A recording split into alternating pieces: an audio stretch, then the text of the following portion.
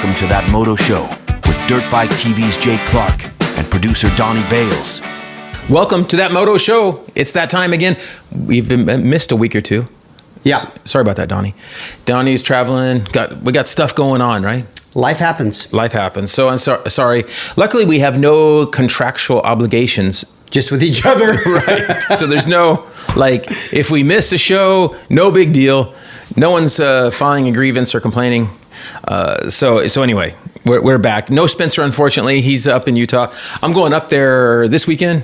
Nice. And so I'm going up there this weekend, the middle of March and the end of March.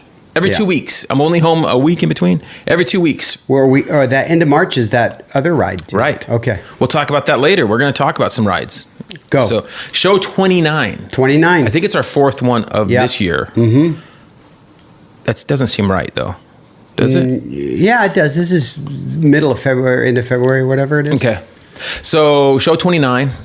Ping was 29. Yeah, Ping was 29. That's one of the main ones I remember. Andrew Short. Andrew Short was for a long time. Yeah. Cool dude. Yeah. He's racing with his kids. Smiling assassin. Yeah. He was pretty tough. He was like the nicest guy off the track, and he gave you no quarter on the track. Yeah. Well, anyway, glad to be back. Should be a good show. We have tons of really good questions. We have a really cool bike behind Donnie. Let's talk about that first. Yep. This is my ES 500. We have two of these because I sold my EXCs, and we bought two of these this fall from Rocky Mountain dealership in St. George, Utah, for those that are wondering. And because I sold my This bike cost me a ticket. Oh, but we got out of the ticket, so don't worry about it. We got out of it. I still had to go through that abuse. Yeah, right. It was terrible, but we got out of that. So I got off at that exit. I was going to send you photos the other day when I got off and went over there, but I forgot. It's open, right? It's open now. It took forever for it to be open. That's a long story. If people ask enough, we can tell the story. Okay. So that bike is really cool, and it was a really good deal. They're blowing these bikes out at the end of the year. They had really good incentives, and so I got a good deal. I got two of them. I sold my two EXCs, older ones, and now I got these. I'm probably going to have these 4 or 5 or 7 years. Who knows? It'll be a long time. You had 450s that you'd got. I had a 450 and a 350. You got rid of both of those? Both of those. So I still have one 350 Husky. It's up at my son-in-law's. So I have one there. You got to treat him kind of nice. Right. So he's got one there that we keep there. And that one's pretty good. That's that Husky with the real low hours. It's pretty clean. It's like a 18, 19 range. You basically introduced him to riding. Right. Did he ride it all before he became your son-in-law? No, I think he'd ridden like a street bike around kind of thing. He knew how to let out the clutch. Right. Okay. That's about it. But so he enjoys it. He's a good dude. Right. So we got that up there, and these bikes are really cool. And what's cool about this bike is it's in the new issue of Dirt Bike magazine. It's the dual sport issue, and we got a 2-page spread here, and then hold on, I'm backwards. The actual story's right here. So we got the spread here and talk about all the cool stuff we did. Some of the highlights of this bike are they got a twisted ECU with quick shift. How rad is that, right? You like that on yours? I do like it. Okay, so it got quick shift. This bike makes it's such crazy because you go quick shift is unnecessary on these bikes, right? Right, you think so. But it's one of the funnest features there are. You wouldn't think you would need it or want it on a dual sport, but it really is cool to hold the throttle half, 3/4, whatever, and it's awesome. These bikes are about 39 horsepower stock. Ours are about 60 to 61 with the exhaust flange on and the ECU done. So they just rip, and they're still smooth and easy to ride. So that's really helpful with the slip-on exhaust. We have the stock header on there, just a slip-on exhaust, the Recluse torque drive clutch. And I have a trials tire on that right now, the K950 street legal tire, IMS tank, for the gas double take mirror. True North Motos helped with a lot of the enduro bits, the dual sport bits that get us a lot cleaner up there. Moto minded headlight. Schmidt did the suspension on this one, 6500 kit because I can, right? So that was pretty cool. So this bike is really trick. Like I said, I'm gonna have these things a long time. We don't ride them very often, 5-7 times a year, who knows, like on real rides, because we have good bikes, others to use. So, but this bike is fully capable. I rode it up in our desert stuff just after we did the photo shoot. So I took it out one of those rainy days we had a couple weeks ago, which I was gonna talk about. But I rode that bike one day with Jim's group, and totally fine. It was awesome. Even with that tire, it was great. Yeah. Would you have fun riding this at Glen Helen? Oh, yeah. If you had a knobby on there, I think I could do No everything. problem. I don't think it'd be any problem at all. What's the big difference between this and the KTM? Linkage. Has a linkage. This one has a linkage, which is better, especially for shorter guys, because it sits down a little bit. You can increase that sag. So I like the linkage a little bit better, especially if you're going to get a little more moto-y. Not that the PDS is bad. If most of the stuff we're doing, the PDS is good. Guys go, well, it's going to hang up on logs. I'm not going across enough logs to ever matter. I'm not stressed about logs. So that's why I like that bike. So anyway, that's a really cool bike. You can check it out in Dirt Bike. It's pretty awesome. February's been a tough month, busy. I was coming up with 20 to 1 or 30 to 1, 32 to 1. So 32 to 1 or 20 to 1. Yeah. What do you think? You don't even know what I'm talking about, do you? Yeah, the ratio from... Oh, the thing right there, the ratio, right? That's The 32 ratio. to fun. That's 32 and to the fun. That's what FMF I'm saying. The ratio to fun to work ratio. I was going to go to the ratio to my riding versus your riding. Oh, man. We don't even want to talk about that. 20 to 1? Yeah, for sure. 20 to 1. It's so sad lately, dude. So Yeah, we're it's sad. hoping that this can improve in Yeah, the but spring. listen, we don't need to get into it, but I think I've had some legitimate reasons. not to. Right. Wouldn't you agree? Right. Yeah. So But one thing is, and listen, I love my kids, but I did make, I don't want to call it a mistake, but I did have a forced error where I had kids later. right. But it allows you guys to build your life before. Yeah. So you're just I grandparents. did a lot of riding and traveling before. Yeah. Right. So you're just like grandparents with little kids. It's fine. Yeah. All right. So I did get a ride at Glen Helen a bunch of times in February. I got some cool pics from Gerbil Shots. He's a friend of Kiefer's, really good guy. He takes good photos. I sent you some of those. You can throw some of those on the Yeah, screen. I got those. Glen Helen's been awesome. I did take a break for about 2 weeks from Glen Helen when I had those rainy spells, and then we hit the hill tracks and stuff like that because I saw a question about that later. Right. So we go up there. That's one of my questions I get is, where do you ride? And they want to know, there's two places. First of all, the hill tracks, like in Southern California, guys want to know where it is. Just, yeah, we're not going to tell you. And it's a tough You deal. mean you won't drop a GPS pen for him? No, because I had to find out the hard way. This way I look at it is, no one showed me. Right. So I go exploring, especially in the summertime. The dual sport's nice for that. I'll take my little Toyota truck out, go find spots. I go find spots, right? So wherever there's train tracks, a dump, or like if you're in Southern California, unfortunately, there's places where people make their own dumps. Yep. And they dump stuff. Any place where there's lots of trash, usually you can get away with it. I'm going to tell everybody where you ride I need some kind of monthly fee from you unless you tell me. Then the next thing is trail riding spots. So then we get guys asking us where this trail riding spot is. Like we rode in the desert. I posted the snow desert day. How amazing was that? I need to send you on my phone. I have some video of that. Let's play some of that video. That's a bittersweet when you send me those photos. Yeah. Because that was probably the best day. I'm not saying just to be mean, but it was probably the best day I've had out there. Because in the desert. okay, let's talk about another ratio then. Mm-hmm. What is your ratio on moto to trail ride? It's so hard, but I would say it's 80 to 1. I prefer moto to trail. And people go, why? It's moto for me. I'm kind of spoiled. In Southern California, trails aren't very good, except in the desert in the winter when they're wet. So then that's kind of a distraction, I want really good epic trails. So then I have to travel to Utah or to Idaho or to Wyoming or Montana. I have to travel places to go to epic trails. So it's much more work. Then it is harder because we're not just doing fun little slow, easy trails. And the problem is at most of the riding areas we go, there is lots of that. 50% or 70% of fun, easy stuff. But everybody I'm going with, I'm usually one of the slowest guys in the group. So that's a downside. And at the end of the show, we're going to talk about a ride I have coming up. We're going to invite people to, so we can talk about that. Oh, goodness. Yeah. But the reason we don't show everybody is because no one showed us. There's basically little to no rides I go on that anybody told me about. I found them. In Utah, there's a great website that's there. It's called dirtbikeutah.net. Really cool guy, Dave, runs that, and he just does it for the good of humanity. But up there, compared to here, there's quite a bit fewer guys. Yes. Because there's more places to trail ride up there. And way less people riding, so it doesn't get ruined. Yeah. They do have some areas that are just getting totally blown out and overridden, like, what's happened to Kindy Meadows or whatever, right? 50 years of riding. So, but the other areas and some of these secret areas maybe aren't as legit.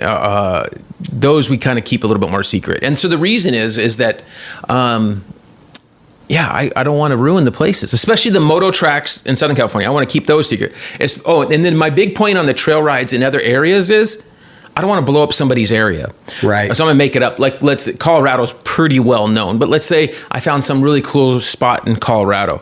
And then I listed the coordinates. I told everybody where to go. I posted it. I sent it to everybody, or I posted it on my Instagram. Told everybody where to go in Colorado.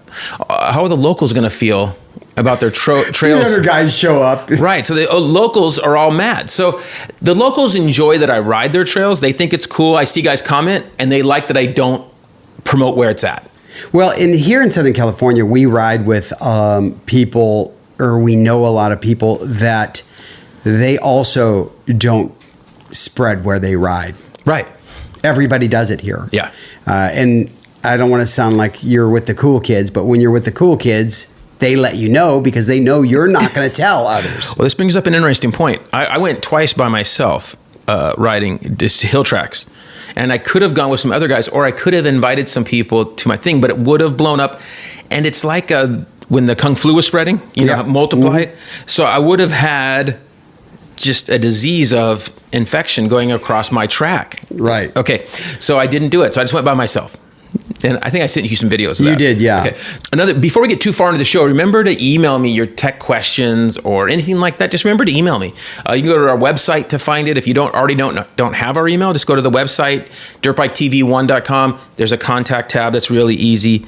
If you're listening to this on the day it comes out, on Sunday, the March 2nd, we're filming this a couple of days before, but if you're listening to it then, there is a Cardo sale that ends. It's just the 1st and 2nd of March. That's it.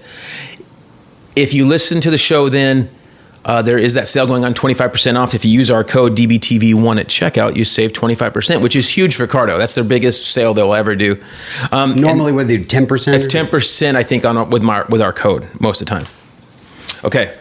All right. One down. Good job, Donnie. Nice. Have we talked enough Supercross? We haven't said anything about It's playing Supercross. off to the side of here. Yeah. So I think I'm going to shoot a picture of this. Yeah, go ahead. So that you can embed this into the show, because it honestly is kind of distracting me a little bit. It's been distracting me. Have you noticed that too? So if we do take a break, let's turn it off. It's fine, but it is kind of cool, but it is distracting. Like, I just feel like we're in the zone with it running. Okay. So Triple Crown was Dallas. Yep. We'll back up to the other news, but let's just start with Dallas, because we're not going to have the Daytona one in here. Okay. Mm-mm. But Daytona, I'm looking forward to. I'm kind of betting on Chase for Daytona. I think he's going to right the ship. Yeah. And I think, now maybe I'm just being optimistic that he's going to get it, but I don't think Webb's going to be as strong there. Yeah, but Webb has challenged, remember those 2 years, he fully challenged Tomac for those 2 years. And 1 year, Christian Craig cut him off. Yeah. When he was being lapped, and he hung him up. And then, so who are you going to pick then for Daytona? Oh no, I'm picking Sexton as well. All right, all right. I really am. I think that I agree with you. I think he's going to right this ship, and it's really, he has only a couple of rounds to ride it, and if he doesn't, it's going to completely capsize. And how fun was Dallas? Yeah, so I went to Dallas, and Johnny, that we did that Yamaha for, I go there every year. I've gone there for like 5 or 6, 7 years, and honestly, I think we talked about this a long time ago, but I like football stadiums better than baseball stadiums. Right. Obviously, Anaheim one is our Daytona or Super Bowl or whatever you want to call it, but I love the width of the lanes and everything, and that start was long. Is it like half full with fans? Is it half? No, it's full. That place holds 100,000. So maybe not that full, but like... No, it's full, but what they do is, I believe on purpose, they don't sell the entire top section. So they could have got 70,000 there? You think it was that high? I think so. That'd be interesting to know. All sections except for the top were full. Okay. And a football game, when they get that 100, they're feeling the whole bottom, Yeah. which is all blocked off. You're Right. not running any of that bottom I stuff. bet you they had every bit of 65,000 people. Okay. And so, So it was fun, and Triple Crown is so much action, right? yeah, I'm not the biggest fan of Triple Crown. I like him. The more I see him, I'm like, man, this should be like Okay, this it every was week. fun, but at the same time, I guess I'm no pro, but I kind of side with them. Like every time they start, I think somebody's going to get hurt. It's definitely more risky, and the heat races aren't as much online because people go, well, you're only starting one more time. But It's not the same. the heat races don't It's have the also intensity. 6 minutes, And there's half as many good guys. half as many good guys. Yeah, the other half are in the other heat. The Yep. other half are in this heat. So you don't have as many good guys going for that want that first turn, right? Yeah, That whole but show. all the races, I mean, everybody watched it on TV. It had a lot of action. Oh, yeah. And the cool thing about always being at the race is you can look around and Yeah. choose your action. But I like that the first thing you did when you got home? Yeah, You watched the race. I watched the race immediately. So you could watch it on TV. Yeah. I actually, on the plane flying back, I was like, really, because I flew back early Sunday. And Did you watch it? Did you figure out how to watch it then on the flight? Well, okay, no, but I did. I was watching it on Peacock while I was at the race, Oh, so that I could look at replays. and it was good enough signal. You could watch it on your phone. Yeah. That's funny. They had like whatever guest Wi-Fi inside the stadium, and I just picked up their guest Wi-Fi, and I had it, and so I could go back and look at especially after Jordan crashed. I looked at that a That's bunch, funny. But I wasn't like sitting and watching because the screen. You're into football, so you know the size of that screen, right? That jumbo, yeah. It's 160 feet wide and 72 feet tall. Yeah. And so I find myself actually looking at that screen a lot when I'm like, wait, I'm at the race. I can look down, but that screen's overwhelming. And how sad were you after Tampa? Yeah. It was pretty depressing, right? Because you're a huge, you have I was going to call it a boy crush, but he is a man now. Man crush. So man crush on Tomac, Yeah. and that was sad. All I'm doing is thinking that You were bummed about, like, it loosened the desire to go to Dallas. it did, but I'd already had tickets. Right. All I'm thinking is he's got to be back. If he comes back for at least 4 or 5 races, it'll perk me up a tad bit. All right. Well, and we did see some news this week that it looks like that's what his goal is Yeah. to try to come back and because if he races 4 or 5 races, he's ready more for outdoor. There's also no reason to plate that bone unless you're trying to come back early, and that's what he did. Because that bone actually is a less load-bearing bone, and it heals quickly anyway. Speaking of breaks, did you see Chase's plate that in his leg, Chase Curtis? Oh my With Swap gosh. Moto? Poor Chase Curtis. That is a bummer what happened to him. Total bummer. Yeah. All right. So anyway, good luck healing up, I mean, do you Chase and Eli. We've been staying pretty busy with project bikes, and I've been messing with the CR250s a bunch, doing some suspension testing there. The 25 CRF 250 and 450 changed chassis. You've heard all the Jet and Hunter stuff, right? Yes, I have. Where you're almost sick of it? Well, I've actually was kind of laughing at them and everything. And now I've been messing with suspension a bunch on the bike and doing more tuning than I did on the older bike. Do you find that, like, okay, you rode that 250 initially, right? And do you find with everybody, that there's kind of a high on the new bike and you don't really kind of... It is until you ride something else. And so Right. once you ride something else, especially the same day, like if I have my Yamaha 250, if I hop on it and I'm like, oh crap, dude. Because Right. you think something's pretty good, then you hop on something that's better and you're like, oh man. Yeah. Like we have that happen all the time on our trail rides. So in our trail rides, I like to try other people's bikes on the ride because you're going for 4 or 5 hours. You're on your bike for an hour or two, hop on somebody else's bike. I think it's a great thing to do if you're with a group and you go, man, my bike feels way better than this. And get back on yours and then hop on somebody else's, you can help learn some stuff. Yeah, I know you promoted that several times. Yeah. When we go ride, you've like, ride this bike, ride that. What do Yeah. you think? And it's like, it's really fun. Right. Especially on trail riding because on the track, if I'm not totally comfortable on it, like I rode Trevor Hunter, he rode my Yamaha a minute. So I rode his 300 gas on the track. I did 1 lap. I have videoed it. I'll put it up. I'm going to post it here soon. But when I say It's scary, dude. I'm short shifting. I'm shifting like so quick. Just Wow. I want to put a 1 or 2 smaller rear sprocket on the thing. So You're all business at the motocross track too. right. I just want to get in there, get a good 40 to 50 minute moto in, have fun, like a workout, enjoy it, and go. But that 300 two-stroke is a lot of bike. It's pretty gnarly. Really? Yeah. But you can see why, guys. If you and I had never ridden 4-strokes and just stayed on CR250s, right? Like when we were, right? Yep. I think we'd be fine with these newer generation 300 motocross bikes. I think we'd be fine with it because we've lost that skill and whatever. And here I'm used to smooth, I consider easy. the 4-stroke just like the internet. It's literally the best and worst thing that's ever happened to us. Right. Yeah. That's true. That's a good way to look at it because there's many downsides to the 4-stroke, but the biggest upside is that it's way easier to ride, way easier to go better, longer. Would you think you would be riding at this level without a 4-stroke? No, I don't think so. I don't think so. I think I would have crashed more because I think I would be pushing it more and it's way easier it's more tough.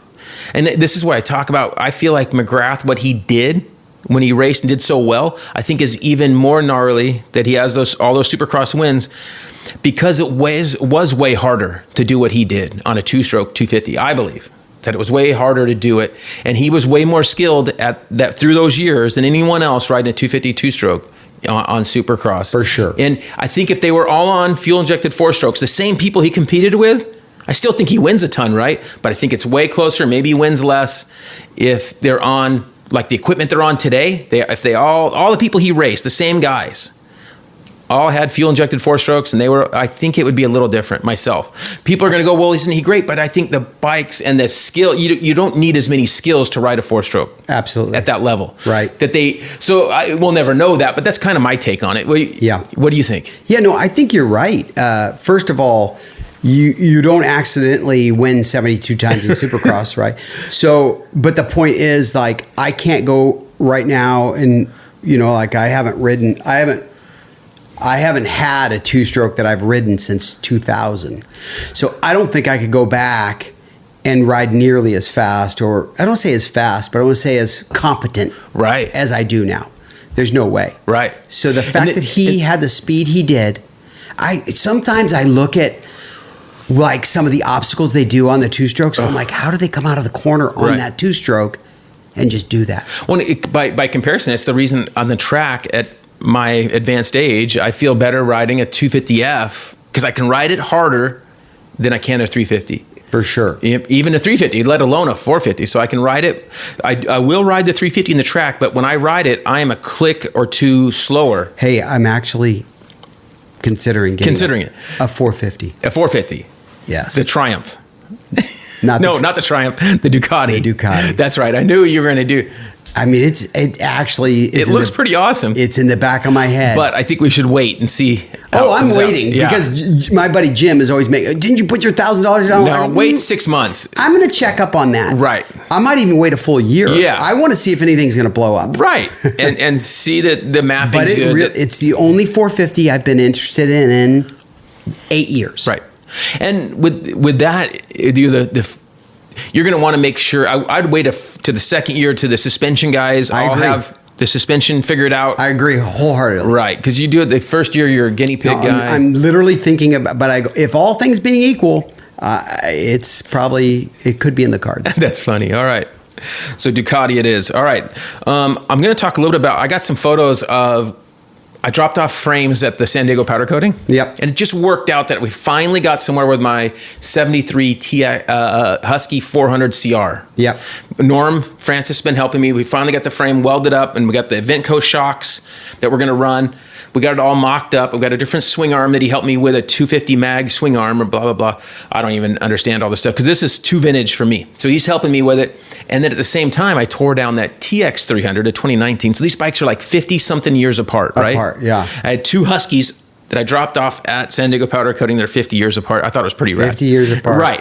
So I'm getting both painted the same color. They're going to be like that Bangle silver I did on the CR. Yeah, I like that one. So for the vintage bikes, it's good. And then when I was tearing down the TX 300, somebody's like, oh, you're just going to paint it boring white again? And I'm like, yeah. And then I go, I shouldn't do it. I should do something more fun. And so I like what?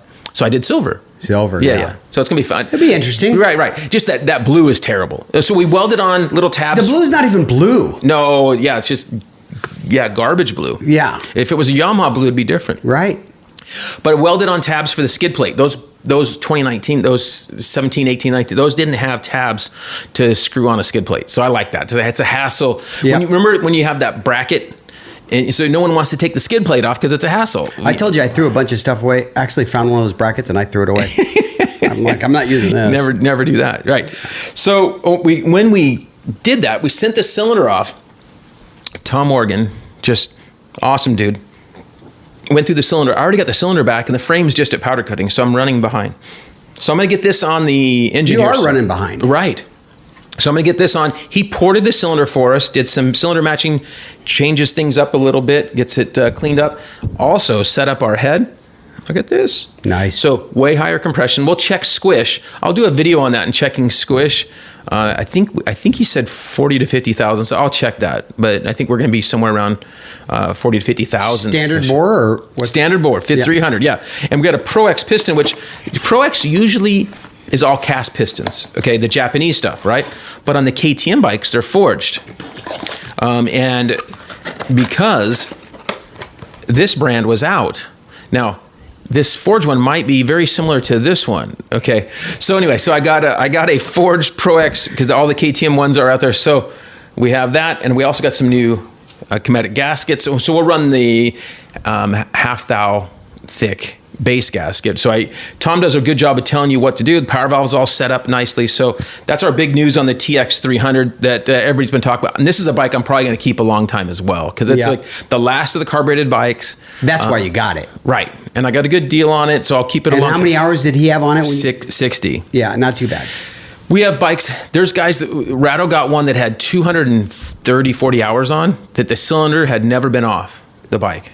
And then we put a piston on it. We put a piston on it when he got it. It looked great. Put a piston in, and he's put another 80 plus on it. Is this just because it's more low revving? People aren't revving them out. And there's really good components. That's one of our questions on our comments questions. Let me go to that question. I'm going to go to our last question. I think this guy says this is Bike 22. Why do you guys like KTM so much? Honest curiosity, he says. Now I get a lot of kind of guys that are hate on KTM bikes. Yeah. And I don't totally understand it. And this is previous to even the financial problems. I'm not even talking about that. I'm talking about guys that, especially I think a lot in the Midwest or whatever, they're used to their Yamaha, Honda, Kawasaki dealerships, whatever they're used to, right? And then they see the KTMs, there's these, oddball brands or whatever. I don't know. But I get a lot of hate on KTM bikes. Now, KTM's not perfect, but I will say the engine components as a whole compared to other bikes. Now, there's been a few glitches here and there, but as a whole, especially on the 4-strokes, is next level. I mean, I had a guy write me this morning, wanted to know, he was in check leak down on his engine. And I asked, what bike is it? It's a 21 Husky 450.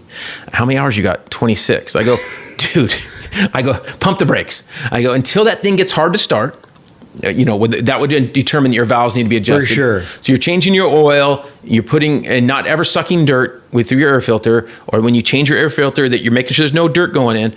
If you don't suck dirt and you change your oil all the time, 150 hours, no problem on even a 250 size, 250, 350, 450 KTM, no problem. We have guys with 300 hours on stock top ends in 4-strokes on the KTM brand bikes. Now, that's something that you can't get away with typically on the Japanese bikes. Now, they've changed some of their rod designs, like Kawasaki just went to the similar plain rod design plain bearing design as the KTM bikes. So some of those bikes, a lot of the bike manufacturers are seeing that and changing some stuff. But as far as the quality of the engine components, that's the main reason. So I think that though you have the benefit of, we were both Honda guys. Right. And so now I think that, I used to be a Chevy guy. I'm not a guy anymore. Whatever I think is best at this point, that's what I'm going to get. And best for you. Best for me. I don't have where I have to have a KTM. I'm with you. I have KTMs because I like the components. And there's two more reasons that I like the KTMs is that they fill voids. Absolutely. That's one of the reasons that got us into it. They made 100%. A KTM 200 that Spencer got. Okay, yep. That really got us into it. Then they made off-road bikes that no one else made. Yep. And right now they make a 350 XCF. You and I have said over and over, if Yamaha made a 350 FX we would probably be signing up. You've had many of these, which bike is best, and this and that and the other. There is no doubt in my mind if the other person that lives in this house with me said you have to get rid of all bikes except for one, I'd keep the XCF, the 350 XCF. You and I have said that this is the best all around bike because you can trail ride with it.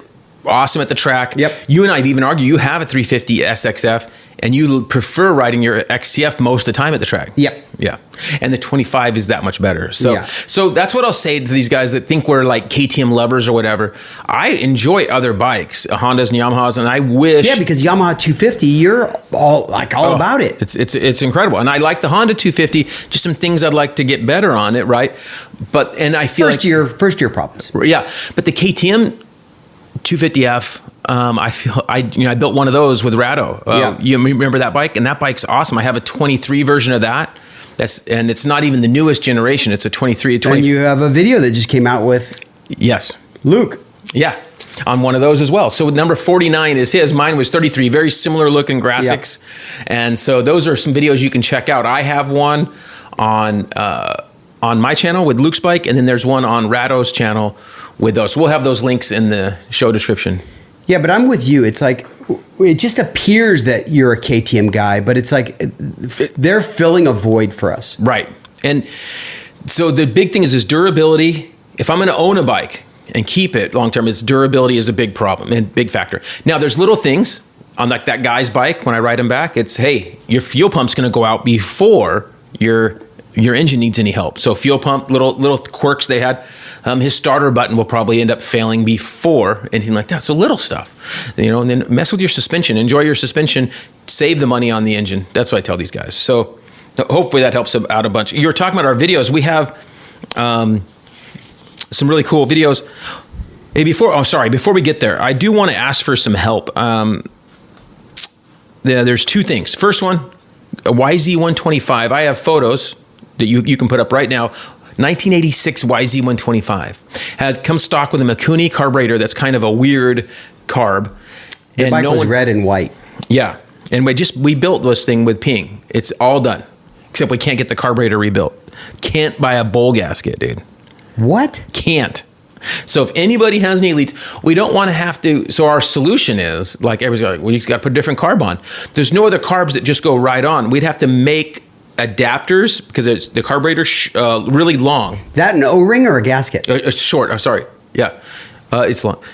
Yeah, the carburetor is long. It's just an O-ring and the bowl, and the Yamaha part number is gone. We're going to do some searching. So if anybody has any ideas on this 1986 YZ125 carburetor, you can see the picture right here of the carburetor. If you have any ideas, you can email me and try to help us out. I mean, what about actually just getting a regular O-ring that could fit? Just find different lengths and kind of glue it in. I think it'd be I think if you have a tiny gap like where they meet. Yeah. And it's got couple of those little jagged outs. Yeah.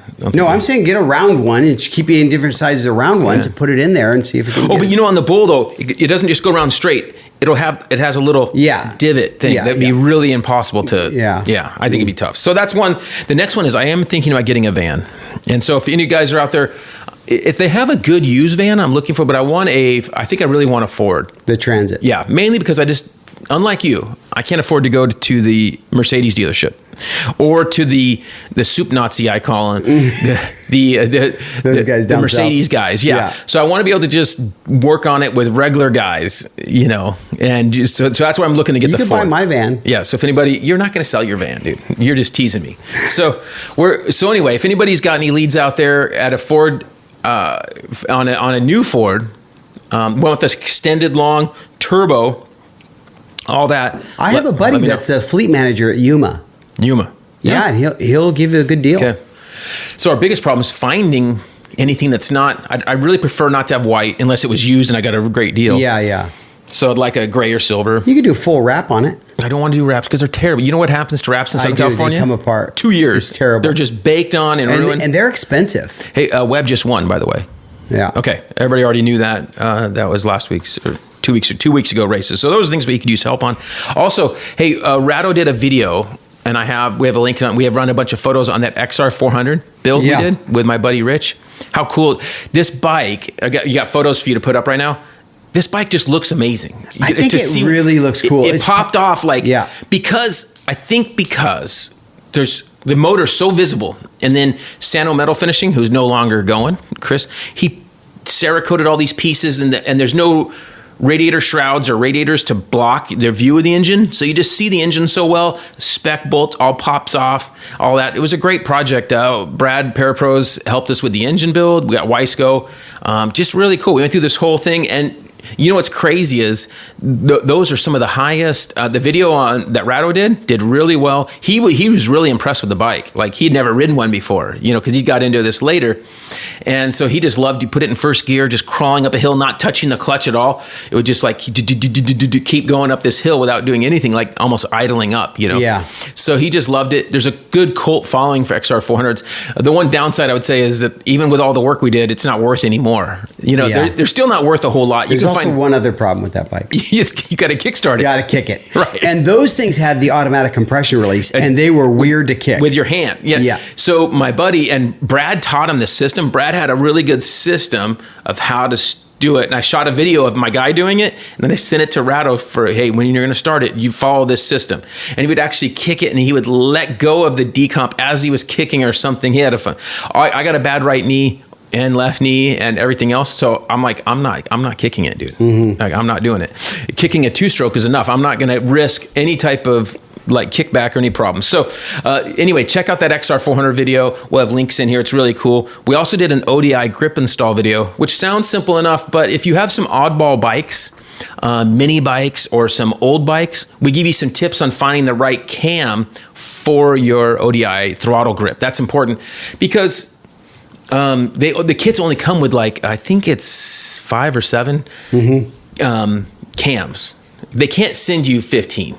Okay, they're losing money, obviously, with the extra cams, right? Yeah. And they can't have one kit for every bike of grip, every color combination. It'd be a disaster, right? Yeah. So if you have now one thing that's really cool. If you use our link and go to Rocky Mountain and you put in your bike, like say it's a KX85 or 65 or YZ65, some of these bikes that don't come with the cam on Rocky Mountain site, they put the cam in there.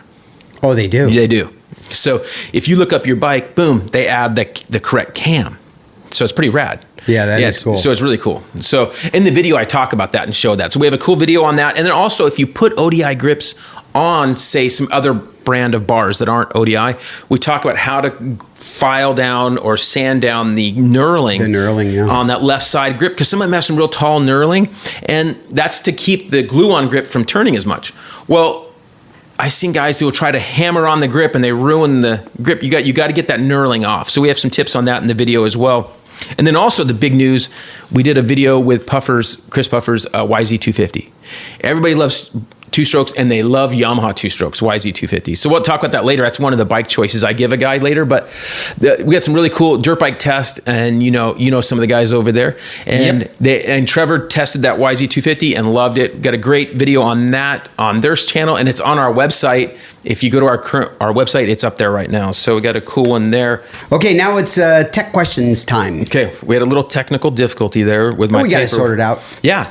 So the one I got first is from Jonathan B.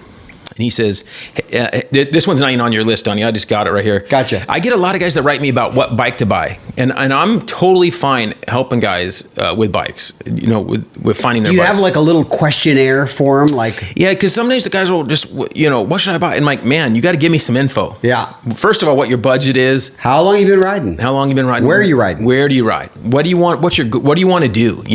So it's just easy. So it's really tough. I get this guy says, I wanted to run a question by you. I have an opportunity to purchase a 2013 YZ250F or a 2016 RMZ 250. I've had a 15 YZ250F, sounds like in the past, and enjoyed it very much.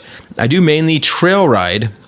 Which would you recommend would be best for trail riding? I weigh 220 pounds. Okay. Ooh, boy. Neither one is what I said. That XR 400. I said neither. That's a good option. I didn't even think about. Yeah. One is great for trail riding.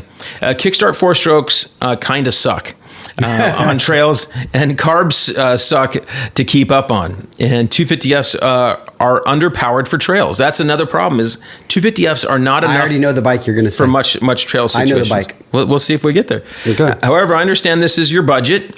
I'm guessing this is in your budget range. He didn't tell me a price, but if it was me, I'd be looking at this budget range. I would go YZ250 two-stroke for many reasons. And the main reasons on that YZ250 two-stroke is because the budget he's talking about for these two older bikes, this 13 YZ250F, I'm guessing these are $2,500 bikes. $2,500. Okay, these are $2,500 bikes range. These bikes are gonna fail. These four strokes, the Suzuki and that Yamaha, they're gonna eventually fail. The carburetor on that YZ250F, you got to really stay on that. Now, there's no way it's correct after this long. After 12, 13 years, that carb needs to go to Brad. You're spending $150 in that carb to get it good, and that's what you need to do. And then you still have to worry about the thing going away. Okay. So with a YZ250 two-stroke, you can fix that thing yourself. So that's a nice, easy advantage. He's trail riding. You put a countershaft weight, or you put a weight on it, and you're good. You're good. So I talked about the RMZs, fuel injected for a long-term durability is not great, and then the YZ250F, again, it's heavy and slow, and the carb is hard to get dialed in perfectly, and so that's why I go that way. And then I had another guy just wrote me just yesterday. Says it was a similar deal. He says he had a $4,000 budget. And he wanted a fun bike to ride with his kids. He'd had a 250X in the past, a CRF 250X. And at that $4,000, I said, you're kind of looking at a 250X or a YZ250 two-stroke, those two bikes. Now he did, which was cool, because he lives in Southern California, he found a 2018 350 SXF, local here in Southern California, for $3,800. He sent me the ad. Goodness. Now, I pumped the brakes on this because you don't always know. If it's legit, like, right? Does he got a title? Does he sound like a scammer? Has he owned it the whole time? You want to see that it's taken care of. But on the surface, it was 128 hours on the bike for $3,800. I wouldn't be scared of taking it myself, especially if you're just playing riding. You're not, hitting the national circuit. You're not doing Supercross, whatever, right? You're riding with your kid. That's what he was doing. You want to make sure that the tire is worn out evenly and not just in the center like the wheelie guys. Yeah. So one thing I tell guys, if they're out west and if they have any connections to family or friends in Southern California, that's a great place to look for good deals on bikes, especially in the summertime. You can find a lot better deals on bikes out west here. And I think a lot of it has to do with the fact that not a lot of people have the cash, so they're all just like, I'll just go finance a bike, and so they're not going to pay for the used. I wonder bikes. if there's another like if Florida has this many bikes, or if it's. I'd be interested. I could look sometime, huh? Yeah, we got to see what because where else would there be? Florida, Texas, maybe those two places. Let's do some YouTube comments, man. Let's go. You ready? Yeah. You go first. Okay. It says the best old guy dual sport. Jake Lowe 3416 commented, nice seeing Grant Langston again. Used to follow his career in South Africa. How cool is that? So we have a really cool video on dual sports, and we use Donnie's 500 as the photo bike for that, and Grant just ripped that thing around. And actually the same day he was on that 890. Dude, but both bikes, either one, I mean, he rides both of them like he didn't even think about it. It's so cool. All right, so the next one's from Lee Bryce Boost. No wonder my tubes always bust there. I always tighten the nut down to the rim. This is on our little video. We did a short talking about we don't tighten the nut all the way down on the rim. So that's important to do. So what's your next one? You got a photo, I think. Yeah, Steve Jobs once said, when fishermen cannot go to the sea, they repair nets. In simple terms, even if you're not doing your main thing, always do something which relates to your main thing. This is my life. Now, I do work in my main thing. Yeah. But like you, even though you haven't been riding, well, I don't want to make you feel any worse, the 32-to-1. Yep. But you're cleaning your shop. You get your bikes organized. I actually started rearranging my toolbox. I was just like going nuts. So you're doing stuff for your main thing that you enjoy doing, even when you can't do it. Yep. So you're doing stuff to get ready. I like that. Yeah. So that's a cool. Who knows if he really said it? That's one thing about the internets. You don't know for sure. But anyway, bunch of liar to the peoples. Right. Mm-hmm. This is our off-road 250 is good with our YZ250 FX. Jay, when you're riding in the backcountry of the track and praising it, had you changed any of the springs for your weight? If not, what do you weigh for the evaluation? Oh boy. None ya. Oh boy, this is worse than asking a female what they weigh. People laugh because I have been losing some weight, and go, wait, how much have you lost? I go, I got no idea. Yeah, I never weighed when I was getting huge, and then as I've lost weight, I still you don't didn't want to depress yourself. Didn't want to know then, and then you would still depress yourself because how did I get there? And then when you lose weight, then the problem is you lose weight, and then if you check in a week or in a day and you gained a half a pound or whatever, you're all depressed. So you just. I say every time they say you're supposed to weigh yourself once a week. Right. I could see that being better. Yes. Yeah. Cause like, okay, even if you made a few little, if you made some gain, but if you're doing it every day, that's depressing. That's going to be depressing. Okay. But yes, so the YZ250FX has a wide range. Rado, I know is well over 200 pounds, like 210, 220. I don't know. Yeah. He's pretty big cause he's iron. Yeah. Okay. He's got that Eastern Bloc strength. Right. So works well for him. It's got a pretty range of capability with a stock suspension. I'm pretty happy with it. So I think it's good for a guy in the, let's say 170 to 200. I'm guessing if a kid's light, I think it's going to probably need lighter springs yet. Probably be a little too stiff. Right. All right. But Sonic, great bike though. We love that bike. Yeah, that thing's awesome. All right. Sonic Power 687 on the chain slack. Dirt bike. He said, I never realized how important chain slack was until I owned a dirt bike. What a pain in the arse these chains can be. Yeah, I don't know. It's just, to me, it's just part of it, right? Did you hear somebody, was it Gypsy Tales asking like if guys could tighten their own chain on their bike? Yeah. I thought it was kind of funny. Yeah. Especially to the extent that they would trust it going out on the supercross track. Well, like the rest of us in this world have no choice. Right. But you grow up the whole time with somebody doing it all. Yeah. Yeah. But yes, I just think it's normal. Our proper chain care is like a multi-purpose lube. Do I have one up here? Well, I don't think I have one over here right now. But just like Blaster has a multi-purpose lube. This one's for like soaking rusted nuts and bolts. Mm-hmm. Okay. But they have one that's just, so we'll do that after we wash. You know, blow the chain off with the air first, and then we'll wash. Some type of water displacement or something else like that. And then oil or a non-sticky chain lube is best. Yep. And keep on it. And then to keep it adjusted properly. The main problem is if it's too loose, it's really wearing out way sooner. But you don't want it too tight, you're going to break something bad. All right. Okay. Next one is from Felix Vlogus. This is the most, he says, bad word, but he says, crap vid, guys talking faster than Eminem. He's talking about you. Yeah. He don't like you because you're moving along. It was a tire change video, and I was jamming through. Now, I do have multiple tire change videos. There's one for a beginner that I try to go very slow. This is a problem, though, to go slow. Yeah. All right. It's like, it's actually like more dangerous to ride slow on the track than at your speed. Right. Especially on the sandier tracks. Yeah, exactly. Right. All right. All right. Nobby Side Down 427 on the Destroyer video. Great show, fellas. Thoughts on the AT81EX for more technical trail riding? It's amazing. It's amazing. That's what Donnie used in our Green River area trip. Yep. Yeah. So just amazing. You just get this ultimate grip.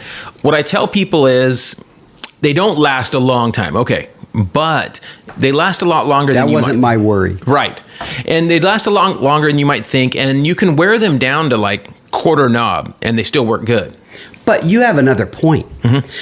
We went from here to Utah to go ride. Right. And it's like when you go on any other type of vacation, you have to rent a car and you have to go all through these things to make your life more fun. Yeah. Listen, like if you can spoil yourself on a couple of good rides a year, throw the $150 at the tire and really make your experience amazing. And I think it's only $120, but whatever. I'm just saying. Yeah, so, let's say it's $40 more than a cheap tire. Yeah. That doesn't work as good.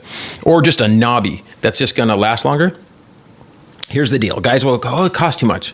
What does a broken wrist cost? Right. What's a fall? So I feel like personally that in those tough riding conditions, it usually saves me. Just the tire alone, I feel like saves me 1 to 3 times a ride trip on a day. 1 to 3 times. I feel like I don't fall because I got grip up something. And so what's that worth? What's that worth? That's almost priceless. The grip is amazing. Right. Actually, you couldn't be more spot on. It pulls you out of situations where a normal knobby wouldn't. It makes you a 20% better trail rider in those tough, tight conditions he's talking about. It makes you a little bit better so you can grip and get up something. So to me, if it saves a fall, it's worth it just in that alone. Yep. All right. Next one. Who do we got here? Oh, John Maldonado. I know this guy. This guy. This is a funny. He says, I asked if you were coming to the race, these GPs for years. You called me an egomaniac for needing to race. Now look at you. I want to apologize. Well, he says, I want an apology. So I didn't race for real. I just wanted to ride the track, and that NGPC does a great job running that race, but that Blythe track was awesome. So that was my main thing in going. So that's where I come from. All right. Steve Douglas on the New Yorker Groove show 28. Jay, you should do a show about the crazy Tampa SX. Love all your content on YouTube and Instagram. Yes, it would be fun if we could do it. I just don't think that neither one of us have the time and ability to do a show every Saturday night or Sunday morning, right? Yeah. To recap the race. There are plenty of good guys out there doing it. Yeah. And I just couldn't ever commit to doing it. But it would be fun. I think guys like it.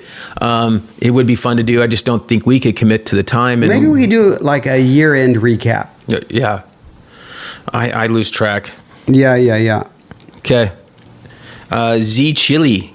Donnie doesn't get enough love in the comment section. You the man, Donnie. I'm finally the man. So are you Z Chili or is that your wife? No, I'm neither one. All right. So the next one, what do we got here? This photo, I did a screenshot from Instagram. Yeah. Of Crash. No. Racer X. Vince Freeze is your 2024 25 AMA Arena Cross champ. Yeah, what do you think of that? He's a champion. I think here's why I did this. You're gonna love this. I went to the comments as soon as I saw this. Oh my goodness. I saw this and then I went to the comments, and I've never seen anything that's 100 to 1 bad to good comments like this. They just roasted him. In the photo, you see the photo up here? His arm is like right in front of the trophy girl. Yeah. One of the comments straight away, one of the first comments, Vince takes out trophy girl on stand. It's actually pretty accurate. Right. Anyway, the comments are just brutal, and they just light him up for going to Arena Cross and winning. And what do you think? Do you think I don't want to say those because those guys are really good, but did he go down to the intermediate class? Oh, for sure. Yeah. I mean, but they got a championship. So Moto Concepts and Honda, I don't know if they care. I don't know. But yeah. But I don't know that he's got a ton of fans. I think he's really alienated himself. Well, he's I mean, look, at San Diego when Tomac won, if you see that shot, he would not move out of Tomac's way, right. And Tomac almost fell. And you know what's funny is we've never had in our sport journeyman guys, we'll call them journeymen, who have been in here for 10 to 15 years. Like Vince Freeze is a long time now, right? Yeah. Yep. So there's no journeyman guys that typically no one likes. Yeah. Okay. And I don't really have an opinion. It's typically the older guys everybody loves. Everybody loves them. At the end of their career, if they've just made it through with Nicoletti, with any of them, even Weston Pike had gone to a bunch of teams. So they're journeymen, like Chisholm. privateer guys. Chisholm, guys love him. He's almost 20 years of starts, right? Yeah. He just broke McGrath's start record in Supercross. 174 something of the number of starts in mains. That's what it was. It was main event starts. Right. So it's a pretty cool stat. Like you made amazing. Lot of 450 mains. Like What's his start to win ratio compared to McGrath? No, not as good. Not as good. But all right. McGrath won like 40% of his 45%. 45% or something. If he did 72, 45% or something of his races. Yeah, almost half. I mean, not half, but it's getting closer to half. Pretty awesome. Yeah. Pretty awesome. But he probably could have won a few more of those ones that just got away. Yeah. Flat tire or whatever, right? Like. Yep. So. But I think you're right. I don't. It's weird, right? Because I mean, in our sport, like Dean Wilson and different guys who if you just survive and you're around for 10 to 15 years or 15 to 20, if you're around for a long time, everybody starts to like you. I think there's a reason for that. I think there's the obvious reason, right? But I think that I have 80-20 rule. Everybody that buys bikes are vets. Either they're buying them for their kids Right. or for themselves. Right. So then I don't want to say that you associate with that guy, but you're like, this guy's in the vet class essentially, and he's up here still doing it. And even if you kind of weren't a fan before, people become fans of that. Yeah. And I think I shifted. Even myself would notice, like when Wyndham, I was always a Wyndham fan, I guess. Me too, yeah. But as guys got older, you just became even more of a fan. I don't want to say I wasn't a Reed fan, but I was more of a Carmichael fan, right? And as soon as I'm like, man, this guy's awesome now. Yeah. Like you see him lasting longer. And what about LaRocco? Guy who didn't have that many fans? Really? But then the longer he went, he got more fans by being around a long time. Yeah. And people liked and appreciated it. Yeah. So anyway, Vince doesn't have that, unfortunately. No, he doesn't. Right. So we got Jerry Longlini. Great video. This is on our must-have dirt bike tools for your shop. We have a video that shows you all the tools we use in our shop. Great video with good information. Jay, have you ever done a video with what tools you take on the trail? Actually, what you carry on your ride and what you'd leave in the trailer. So a good thing for this is Dirt Bike Test. Jimmy Lewis, they have some good stuff on this. We don't take very much stuff. I tell guys, I carry enough extra weight. I don't want to carry any more. And I feel like I would always guess wrong anyway. So we take some minimal stuff. We take a tow strap. So if we had to tow somebody, we have a tow strap, and we have a Motion Pro has a really nice a little T-handle with an 8, 10, 12. And then I got some little light wrenches, and I got a few bolts, some zip ties. But you don't bring a tube. No tube. No, we're riding back. We got those big zip ties to put around the tire. Yep. We've only done that. I used to bring a front tube with me. Yeah. And that little CO2 bottle. CO2 thing. Yeah, but always a front tube, right? So just too much hassle. And I'm like, the few times, I mean, honestly, we go once a year max, and it's usually once every 2 years range max that we get a flat. And we do run a rear moose now and then a little bit more often. So that's something there. So anyway. Okay, from It's Just Weezer Brakeline Yamaha video. It's easy to tell who the real mechanics are. Thanks, Jay, for being a mechanic and learning the kinds of cool stuff. Subscriber for life. Right on. All right. Well, thank you. That's really nice. We have lots of good different brake videos and tips for you. Okay, so we got Cherry Brewster. Aren't you on a different video? About 14 or 15 reasons why 2-strokes are better. This is on my why 4-strokes are better. So I have a video on why 4-strokes are better and why 2-strokes are better.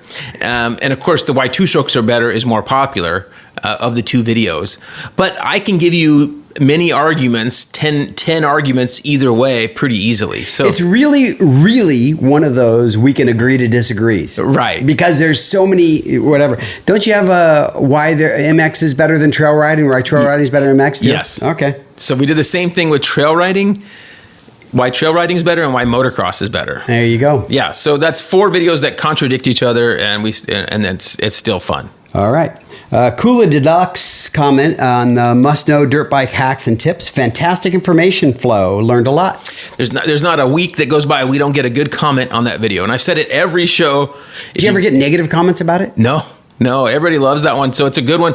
It's got a few 100,000 views. Everybody really likes that one. So if you have a family friend or anybody or a mechanic or a buddy you ride with who's a terrible mechanic, doesn't know how to do anything, send him that video. Send him the link. There you go. All right, Blake, Bayake 22. Why do people support KTM? We already went over this. That's our... this is different. He says, why do people support KTM? Seems an obvious sellout company, bought up by investor company and run into the ground. Can't imagine parts will be available in 10 years. I just highly doubt this. We've talked about this. I don't see how... I don't understand. Let me put my hand up. I never understand the phrase sellout. What does that mean? It's like, you mean I want to make some money and there's a problem with that? No, they made some bad choices. We aren't going to get beyond that because they never should have gotten this position. That's bad choices. But as far as the bikes, and we talked about this before, just about every car manufacturer has been bailed out at one time, right? 100%. Okay. More than once. Almost all of them that I know of. I don't know about some of the Japanese ones, but most of the European ones, about all the American ones have all been bailed out and helped and rebuilt. And you can still go buy parts for your 10, 20, 30-year-old Chevy truck from Chevy if you want, or let alone from aftermarket, right? Yeah. But you can still go buy parts for your 30-year-old Chevy truck. Point, they still make money. It's just bad decisions got there. Right. So, and by the way, did you see that the court in Austria, they came to a decision and they have now restructured and they're moving forward. So they came with a deal. That's awesome. And I heard they're going to start producing bikes soon again. Yeah, they said March. Okay. Yeah. So what that also means is we're probably not going to see the early bikes like we typically do from KTM. Right. You know, like the 26 models, which I think it's safe to assume, I'm guessing, there are not going to be any changes. Probably not. I would think not. No. Okay.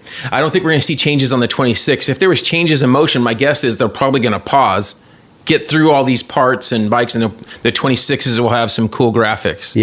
Differences is my guess. Yeah, that's my guess. I don't know anything any more than anyone else, right? But that's my guess. And then those bikes have been in the past showing up in June and July, the latest. Yeah. My guess is they show up later if they're not building these till March. When these things are going to show up at the end of summer at the soonest, right? Yeah. The motocross bikes. Yeah, I don't know if they already had something in the works. I can't see them starting building in March and what happens. And do they really fill the motocross bikes straight away when there's probably tons of them in the pipeline here for sale? This is true. Didn't they have a lot of sales on stuff and kind of got rid of stuff though? Yeah, so we'll see. But the dealers I've been by have a lot of bikes. That St. George Rock, I stopped in there the other day where you get your ticket. Yep. And they have tons of bikes for sale, all brands. Yeah. I mean, every Austrian brand. I go to GL shop and there's bikes in there. Tons. Yeah. Yeah, that's right. All right, at 066 Motocross on the static wheel balancing, he said, thanks. I thought this was a complicated process, but you taught me otherwise. Very good information video. Just like all your other videos, I could watch and learn from you every day. This is what my son says, and my wife, and my daughter. No, sorry, I don't get this everywhere else. I don't think so. So this is nice that he builds up my ego, but I'm glad we could help a little bit. And that's what we're trying to do with some videos for guys to show you some stuff is a little easier than you think. Moto Toad 1242. This looks like a free-form map on MX versus ATV reflex. This is on my best trail day ever in the snow riding. Yeah. Up there in the desert. And that's what he says. I'm like, well, that sounds pretty cool. Like that it's a mythical thing. Yeah. At Steve Casillo wants to know on the best trail ride ever. He's curious where this place is. Yeah, we already addressed that. Yeah. Sorry, Donnie Steve. says Nunya. Sorry, Steve. Okay, Toby Wakanabe says, did he say the updated plastics do the 25 plastics fit the 23? Yes, you can run your 25 plastics on your 23 KTM bike. I think even the Husky too. So the shrouds are just a tiny bit different. There's not a whole lot of other real differences out there. Okay. Perkaski wants to say double tubing your tire. Would there be any issue with overheating on highways, higher speeds, etc.? Yes, I would think we do double tube. We like that. I think it's a great option for trail riders, a lot less expensive than mooses or other systems. So running a double tube is a great option for guys. If you're riding high speeds on the highways, I assume you're not really in those technical conditions that you'd need it. I haven't tested it myself. I would assume it could create a lot of heat and slippage, so I probably wouldn't do it. You could probably put extra powder in there too, maybe. But I just, if you're doing a lot of high speed highway stuff, I just don't see the need to have a double tube. Okay. There you go. All right. I think that's it, right? On our YouTube. Now, so let's do a couple tech ones, right? Yeah. Let's do a couple tech. Hey, Sean M. Hey, Jay, love your content. Couldn't find any recommendation on chains, though. Just need a new chain for my YZ250 two-stroke. Nothing crazy. Hoping for a couple of recommendations. Okay, so chains, most of the good chains are made in Japan. Pro X has a really good chain. Just a regular non-O-ring chain. That's an MX chain is great. Okay, but I tell most guys an X-ring chain is going to be more durable and last longer. It has really thin O-rings. And then you can get the next step above those two would be a full O-ring chain, which you have three options. If it was me and I'm dual sporting a bunch, I'd run a full O-ring chain on that. 350 XCF trail riding 4-stroke, I would run the X-ring chain. 250 motocross bike, you'd be fine with a regular gold chain like the Pro X has. So that helps you out. All right. So next one is Bert. Hi Jay, I got a 23 KTM 350 SXF. I'm looking to convert from air forks to spring. Now, right away, this is one of the only downsides when I talk about how great KTM is. The last 5 years, since 2017, we've been dealing with air forks on motocross bikes. And it does kind of suck. They are pretty dang good, but they're not as good as a stock Yamaha fork. Like, right? Simple. Yeah. Okay. So they're not as good. So that's just one thing I wish KTM would fix, is that they would come. Now, the 24 and 25 KTM 350 XCF comes with this closed cartridge fork that's just amazing. Amazing stock. It's good. And we just redid it, and we actually had that bike out. Spencer and I were out.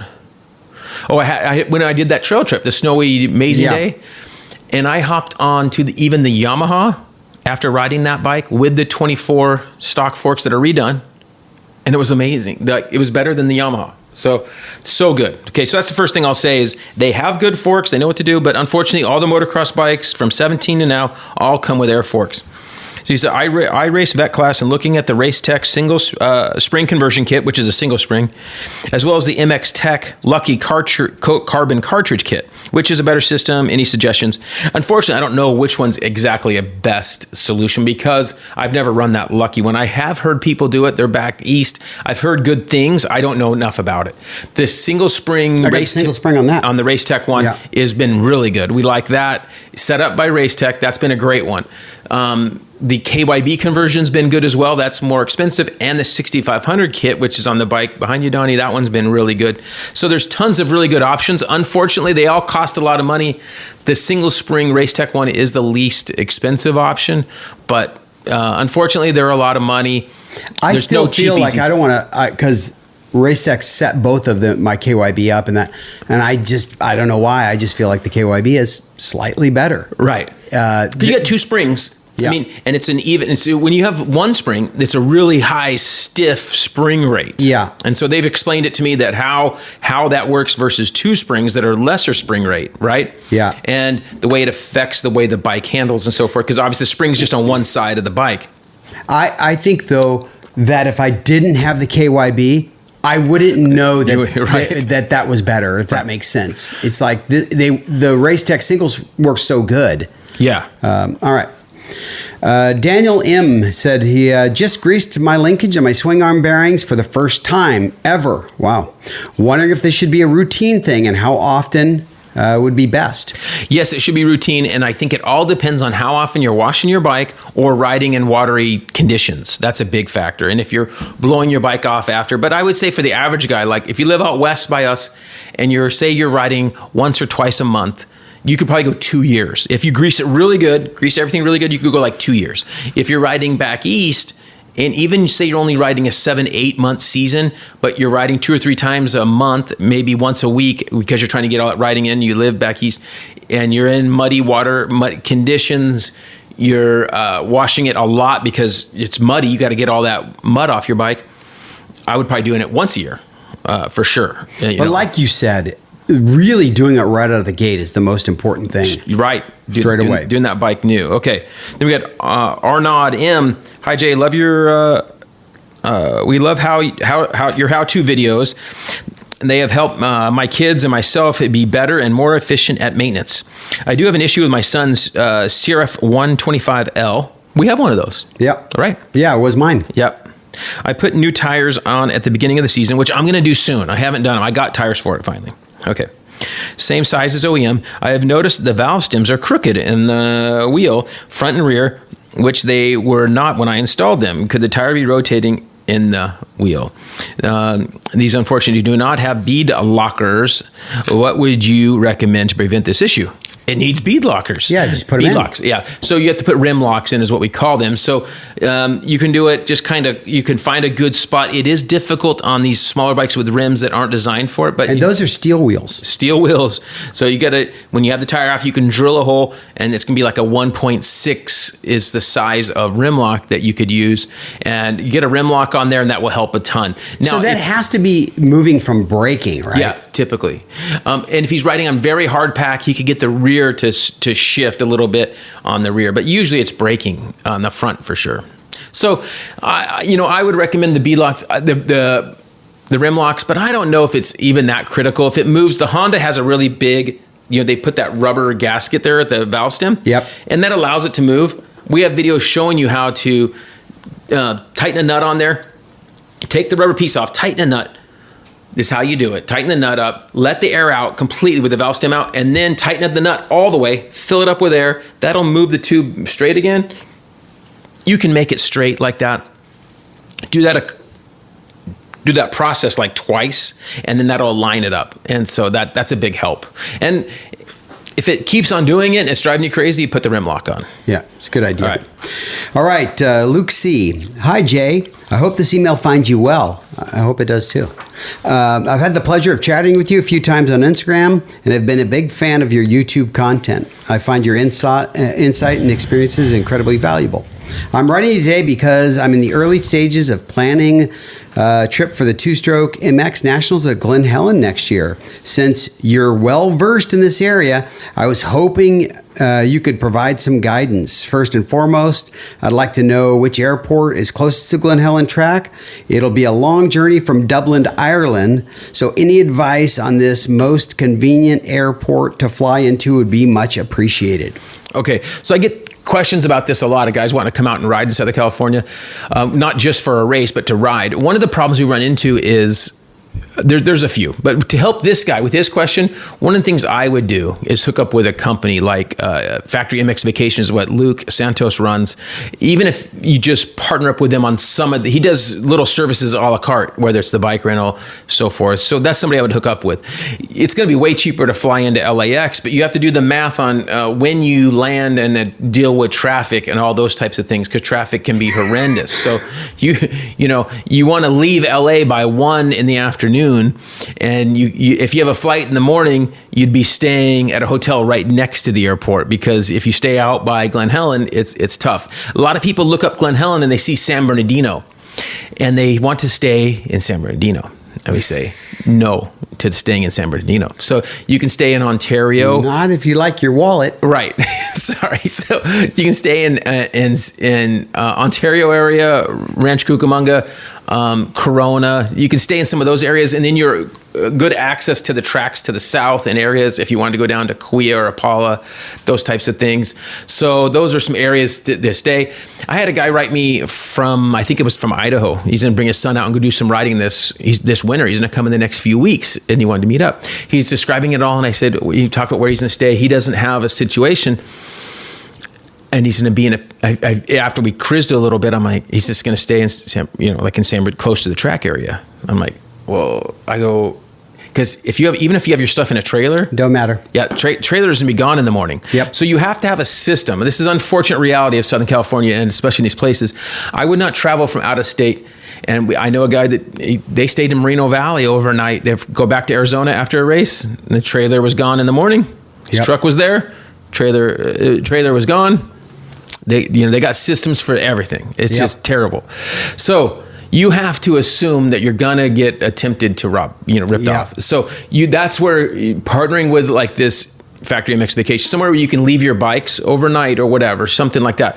Unfortunately, I don't have the ability to do it. People are going to ask me, but I don't have the facilities or ability to get it. But there's people that would do it. If you're going to do something, I would do something like that to where you stay. If you bring all your stuff and you're contained, you stay at the track. Most tracks will let you stay overnight. Yeah. You stay at the track or right next to the track, and you're not staying at a hotel. You know? Definitely don't want to be staying at a hotel in San Bernardino. Right.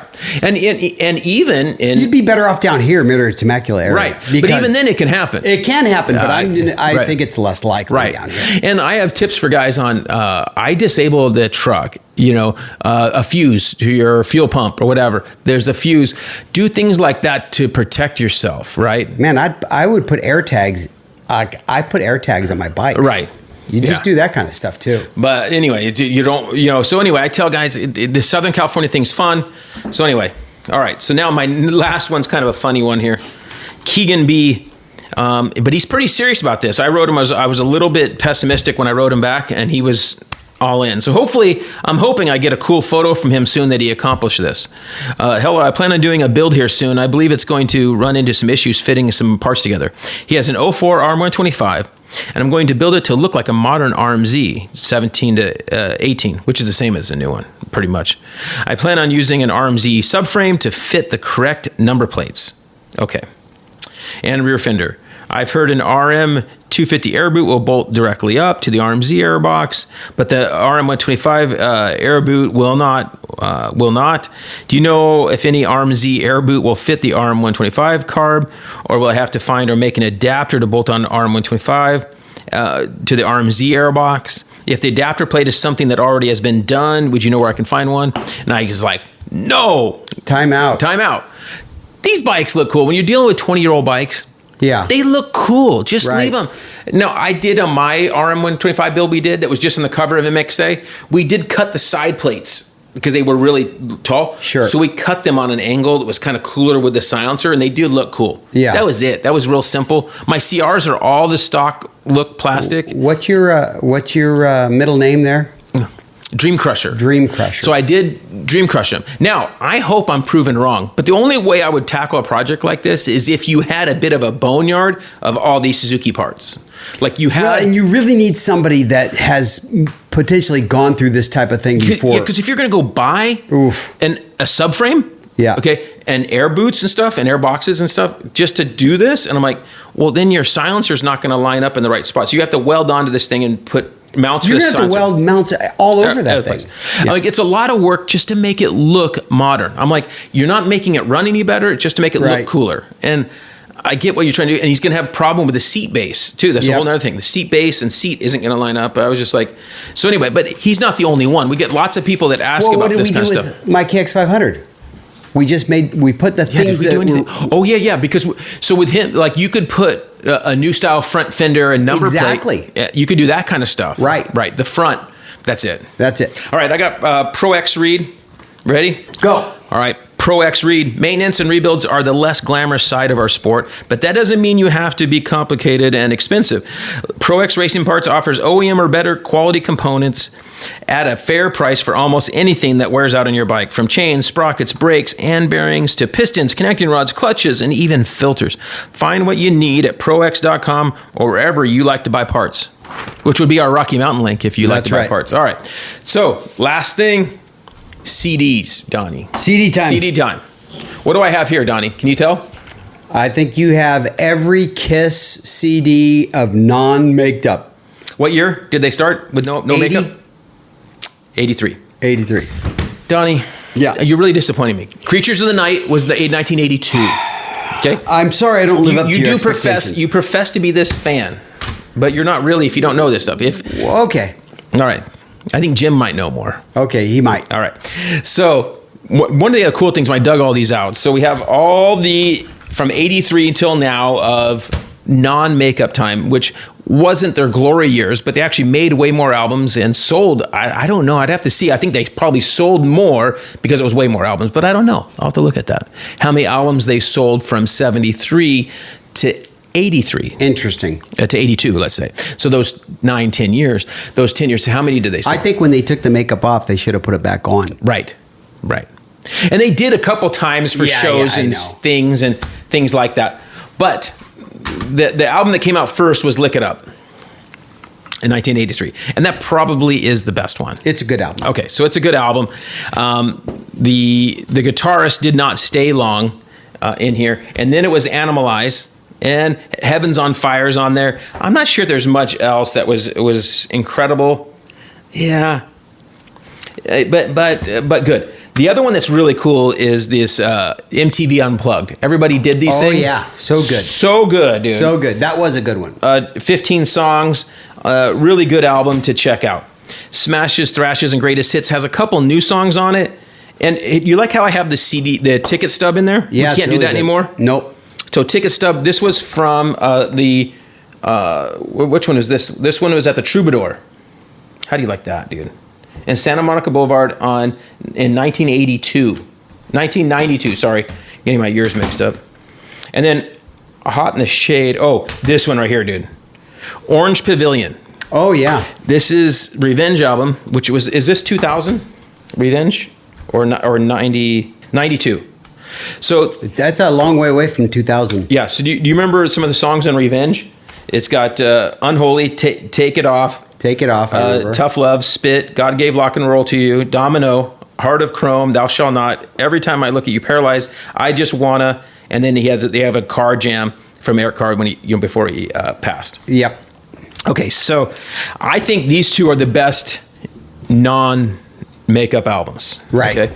I would say, because you got Crazy Nights and Asylum. Each one has like one good song on it, like hit song, let's say, so to speak, if there was such a thing. Right.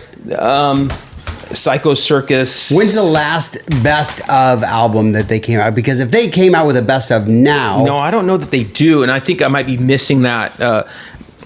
And I don't know if they made one, but anyway, these are the two to check out if you're into Kiss, like modern time. This would be the two to check out. It would be Lick It Up and Revenge. Mm-hmm. And Revenge came out at a time when they were kind of getting back. I think that's why they called it Revenge. And it was a pretty hard album, but rock was pretty much dead right here. It was just, this is Nirvana time and Pearl Jam. Yeah. Deal. So you can't talk about that negativity. Right. Yeah, because we are all positive, and that's what this music is. And so this will be the last show talking about Kiss anymore. Okay, because it's our third show in a row. We did Makeup Kiss, solo albums, and now we have non-makeup. We could have broken up to like two more shows. Right. No, we're just gonna because we could have done 80s, 90s, 2000s, like that. Okay. Right. No. I think everybody's had enough. So Kiss, if you wanted the best, you got the best. All right. So long show. Anything? What do you got, Don? You got any questions for me? We were going to talk about big coming up trips. I don't have that page. What do I have on there? You have mid-March, Green River, an upcoming ADV trip at... Donnie's for sure going, and it looks like I'm 50-50 on going. You're probably 50-50 even though you're... I'm probably 50-50. Okay. At the end of March, there's a ride... But there's no hotels available. I looked already. Oh, no. Yep. Would you have to stay in St. George? I would say St. George, or I would take my... Motorhome. Yeah, I looked. There's nothing on Friday night. You could go Thursday and Saturday night, but not Friday. You checked all the cheap ones, like the Virgin River? I looked at like two of them, and they said no Friday night. I think maybe the Virgin River might have one, but we'll see. Okay, I'll look. I have a note to check hotels for this March trip, so it'll remind me, and I'll look at this. So the end of March, Rocky Mountain has, and I have a link. You can show it on the screen, Donnie, of this ride. Yep. I think we're going to go. Rado wants to go. Is Rado taking the adventure bike? Is what we're thinking. Yeah, that's what I need to see. I'm trying to get an outline of where these big rides. They're trying to go into Caliente, Nevada, and one day. And there's some different rides. Yep. To choose from. I think Scott might want to go. So it's an adventure ride. Yep. Rocky Mountain ATV's doing. It's out of Mesquite, Nevada, which is where it's where Nevada and Arizona and Utah all meet at the corner down there. So it's a really nice area.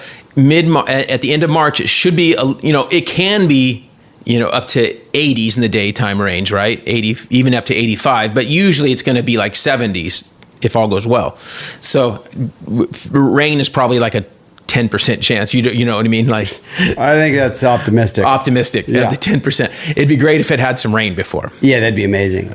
But if it rains here before, then I probably wouldn't even go. I'd just cancel all trips and just stay home. Right. That's how terrible I am. Right. Yeah. Okay. No, mid-March, and this goes for the mid-March trip too. Once I'll know 7 days out, because I don't plan things more than 7 days out, like legit. Totally. We have a trip planned for the middle of March to go to Green River, Utah area. It's Spencer's birthday ride. So we will take a few people. It'd be my birthday ride too. That's right. It's close to yours, and it's before mine, like 10 days. So it's I guess we'll call it my birthday ride. All three? Right. 3 in 1. But mine could be the end of March. Yeah. Okay. So if anybody wants to join us on that Green River ride, you can meet us. If you look at a map in the town of Green River, it'll be there. Now, first thing, I'm the slowest guy on the ride. So if you've seen me ride or seen my abilities on trails, that's your stick. No one should be worse than me going. I think I'm worse than you. But I put up with it. It's fine. Yeah. Yeah. It's all right. And just because you don't ride as often. I think I'm not 50% worse. I'm 10%. No. 10%, 5% worse. Right. And you're just not riding enough. Yeah. That's the problem. If you're riding as much as I do, you'd be obviously just as good or better. Yeah. Okay. So You need to be at least that good. Your bikes need to be good.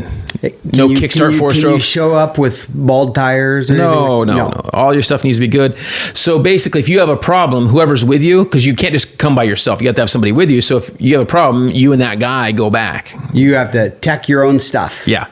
We're not. There's no chase truck. There's no like any of that stuff. Right. So we're gonna ride on Friday and Saturday. Was it the 15th, 14th, and 15th? 14, 15. All right. So anyway, you can just email me if you want to get on that. And like I said, it's 80%, 90% sure I'm getting hotel rooms and everything. But if it was to rain a bunch in California, which we don't think it's going to, but if it did, It's supposed to rain this weekend. Did you right? see that? But it's just a small chance. I saw it. It's just one day. 30% chance or something. All So right. if it was to rain before, I would cancel and just have Spencer come down here and we'd ride here because it's amazing. Yeah. Yeah. And we just do that trip in April or something. Yep. Yeah. So anyway, so that's our next trip, ride trip that you guys can go on.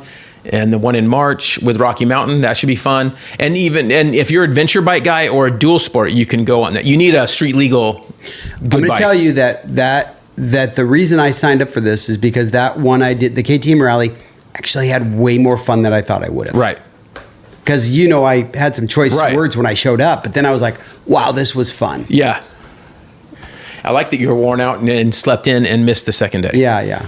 That was awesome. I never wake up to an alarm clock. So, Tools. Okay. Oh, we, yeah. We didn't talk about this tool. You can talk about Donnie this. gave me a present. And this tool, we don't have it plugged in. It's got a little air blower with a little thing inside of here that goes like this. And he says it's really good for blowing the bikes off. And he got it for me just for being me. that's right. Okay.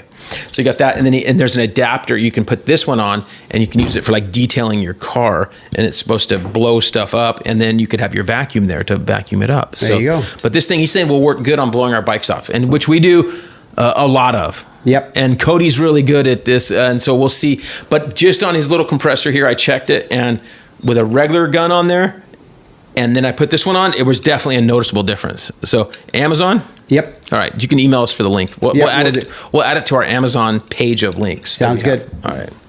That's it, man. That's a lot of stuff, dude. Is this Lot the of longest stuff. show ever? No. This is 130. So we're going to be like a 120 or something. I don't know. Yeah. We had The some other one breaks. we did 140, 138 or something. Okay, so fun show. Hopefully you guys enjoy. Anything else? Nope. That's it. Enjoy. Sounds Get out good. working on your bikes, riding, all that kind of stuff, and we'll see you guys next time. See ya. We work with some great companies, and here's a list of those right now. Dunlop Motorcycle Tires, Wiseco Piston, Vinco Air Shocks and Dirt Bike Parts, FMF Exhaust, Decal Works Graphics, Pro X Racing Parts, Recluse Clutch Revolution, Motion Pro Specialty Motorcycle Tools, Works Connection, Uni Filter, Klotz Oil, Cometic Gasket, MX Plastics, JE Pistons, Cardo Systems, ODI Bars and Grips. And remember, if you shop Rocky Mountain, use our link from our site, Linktree, or link in description of the videos. Thanks for watching and listening. Don't forget to like, comment, and subscribe.